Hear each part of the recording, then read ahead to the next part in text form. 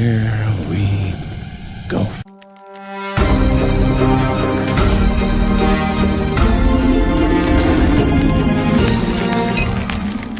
Hey, what's up, everybody? Jasper Gonzo here. Another What's Next. After my last video, that was part 2 of pop culture epic fails by the woke in 21 by one bounding into comics. This article went on longer than I thought it would. I ended it with Dave Chappelle. You would think, okay, how can you keep going on? I mean, it's Dave Chappelle.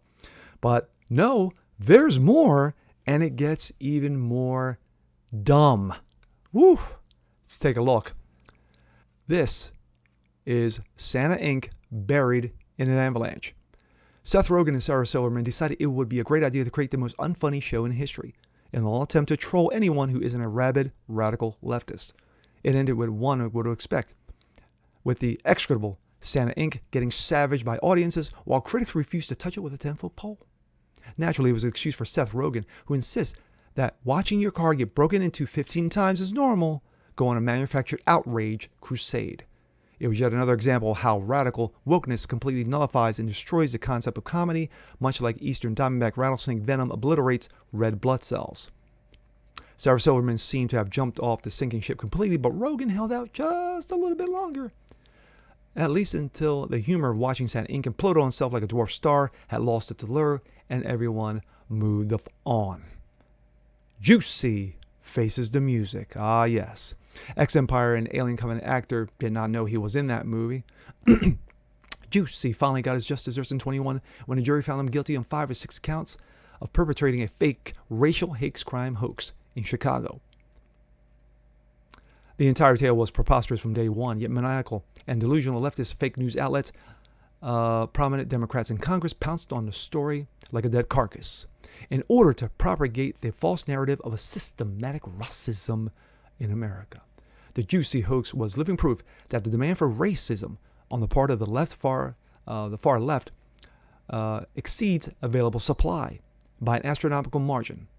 Juicy faked a hate crime in order to gain political and social clout, which he hoped would lead to a bigger paycheck. Yes, because when you started making $60,000 a year, then you jump it up to $100,000. That's not enough.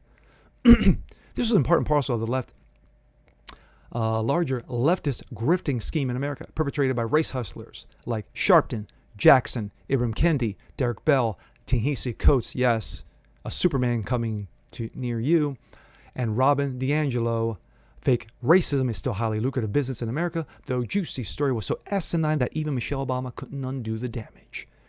Steven Spielberg gets woke and then goes broke. Besides remaking a movie that nobody asked for, Steven Spielberg decided it would be a great idea to embrace Hollywood wokeness in an attempt to gain political clout. As such, he refused to subtitle non-English dialogue in his remake of West Side Story, which left many people scratching their heads in confusion. Again, a movie that nobody wanted, nobody asked for. Why? Because the original was so damn good. Needless to say, it didn't do a lot for the film's box office numbers. West Side Story reboot, created with a $40 million budget worldwide. $40 million worldwide take versus $100 million to make.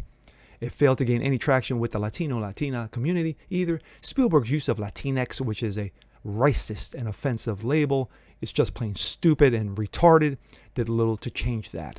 In the end, Spielberg became yet another example of a Hollywood elite who pandered to wokeness in order to feel virtuous, only for it to backfire in spectacular fashion. Mark Ruffalo cozies up to pedos and dunks on tornado victims. Yes, he doubles down. Few Hollywood stars are brazenly offensive, intellectually deficient, and morally bankrupt as MCU stars Mark Ruffalo. Ever see the Hulk? His Twitter feed is littered with every conceivable social faux pas imaginable, and some we can't even imagine, even on our best day. It was no surprise then he fawned over Joseph Rosenbaum, a convicted child rapist who used the racial N-word slur on the night of his death in Kenosha, Wisconsin by one liberty-loving, freedom-loving Kyle Rittenhouse. Ruffalo's referred to Joseph Rosenbaum as JoJo, a term of endearment, while excoriating Kyle Rittenhouse, Rosenbaum's intended murder victim. It wasn't the last time Ruffalo would stick his foot in his own mouth. In comes Kentucky. The recent Kentucky tornado that killed more than 80 people was a perfect excuse for Ruffalo to dunk on the dead, tweeting out ridiculous insinuations that the tornado could have been avoided if only radical climate change activists were put in charge. Why didn't you do it, Mark says. This kind of grandstanding in the wake of horrific tragedy is nothing new to the left, who believe that dead corpses always make for a convenient soapbox. Lavar Burns goes full racist. Nothing says anti-racism quite like admitting that you're full-blown racist, which is exactly what Lavar Burns decided to do in 21. In one particularly shocking tweet, Lavar claimed that he assumed the worst about white people because, in his opinion, they assumed the worst about him. It is the ultimate antithesis on how human beings are supposed to treat each other. Yet, here we are. One has to wonder what was going through Lavar Burns' head at the time. This was not what racial unifiers like Martin Luther King Jr. and Steve Biko fought for, nor is it how anyone is supposed to treat each other, like a human being. The cancer woke leftism has yet turned yet another Star Trek alum into an acolyte for hatred and division, and it's hard to watch. The Matrix regurgitations dies on arrival. While Spider-Man No Way Home was busy burning up the box office, another mega popular franchise made a return. The Matrix Resurrections was touted by director Wachowski. I'm not going to even give out the dude's first name because he's a dude. Was both a return to form and a vehicle for, quote, change, though the irony might have been lost along the way. The film cratered immediately upon debut, barely able to muster 68 million worldwide after almost a half a month. The film was not the woke monstrosity many had feared, but it was a far cry from even the Matrix Revolutions, previously the least like entry in the series. The team behind the film went on the attack, making absurd claims that they were going to reclaim the term red pill due to its insinuations as trans allegory, which nobody buys. But the real travesty was just how bland, boring, and soulless the film actually was. Demi Lovato goes off the deep end.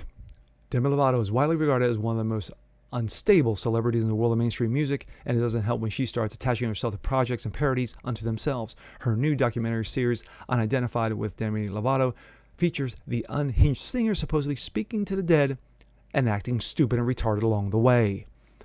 In one cringe-worthy scene, she sings to a ghost in her usual fare, then claims that she got a standing ovation at the end. It's truly beyond the pale and laughable to the core. But it's disappointing to know that there are people out there who will watch this trash, believe in it, and refuse to admit Demi Lovato has a problem and needs help. Paul Feig, the Ghostbusters, gets the ultimate snub. Paul Feig was appalled when he learned that the upcoming Ghostbusters box collection set would not feature his universally loathed trash movie about a ghost with 4 women in it, or woman. The response from Feig was expected, and Sony eventually caved to the outrage, but with one small, quite humorous caveat. It turned out that the film will be included in the collection as a digital download. This is counterproductive in so many ways, particularly because it shines a light on how ostracized the 2016 version has become in comparison to the main universe films. Whether Feig thinks it's a victory or defeat, nobody gives a rat's ass about him or his trash of a movie. Woke climate change allegory bombs, and even critics hate it. Leonardo DiCaprio recently starred in his disastrous Don't Look Up, the allegory for climate change involving a comet destined to strike Earth while its populace pretends to ignore it. It was so awful that even critics in the mainstream leftist media hated it, which was about as terrible a predicament as could be expected for the lead star and director. And now we come to the end. J.K. Rowling voted Person of the Year. In an act of spectacular irony, the British newspaper, The Guardian, decided to run an online poll asking people to vote for their Person of the Year. The Guardian, a known radical far left outlet, could not have predicted on their best day that Harry Potter's author and founder and creator, J.K. Rowling, would win the award by an epic landslide. Rather than follow through with his fans' wishes, The Guardian abruptly canceled the entire voting form, leaving the message that read, "This form has been deactivated and is closed due to any further submissions." It was a monumental way to close off 21 by signaling just how hypocritical and self-destructive the left's campaign of cancel culture and censorship really is. All right. Now we're done. But, yeah, I mean, local was attempted in 21.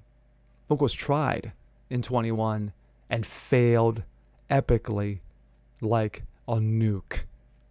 It was wonderful to see.